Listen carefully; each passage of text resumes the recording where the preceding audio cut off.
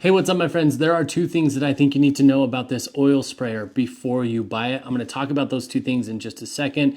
But first, let's talk about some of the features that this little sprayer has. So one of the things that we were looking for in an oil sprayer is we wanted to have that fine mist of oil, but we didn't want to use those aerosol cans. So this was the perfect solution for that. So as you can see on the actual container, you have all your measurements here, just in case you need to know how much oil you're putting into something or spraying onto something. You have milliliters here on this side, and then you have ounces here on this side. The maximum capacity for this is 400 milliliters or 13 ounces of oil.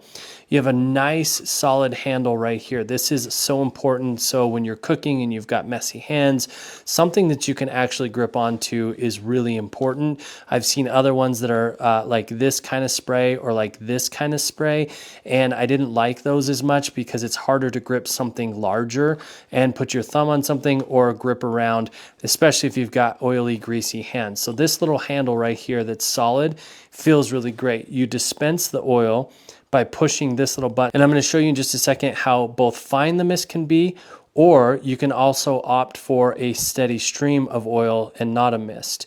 So that's cool too. This is the nozzle where the oil comes out. It's a simple screw lid that doesn't take a lot of rotation to get it on there. It's a very shallow screw, so it's easy to get the lid on and off when you need to refill the oil.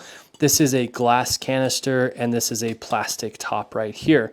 One of the other features that's really cool about this is that it's dual purpose. You can actually pour out of that spout right there. It's got a nice little metal spout. Now, what's really cool about this is if you push the button down fast, it's going to mist, and it's a really nice fine mist. I hope I can catch this on camera for you.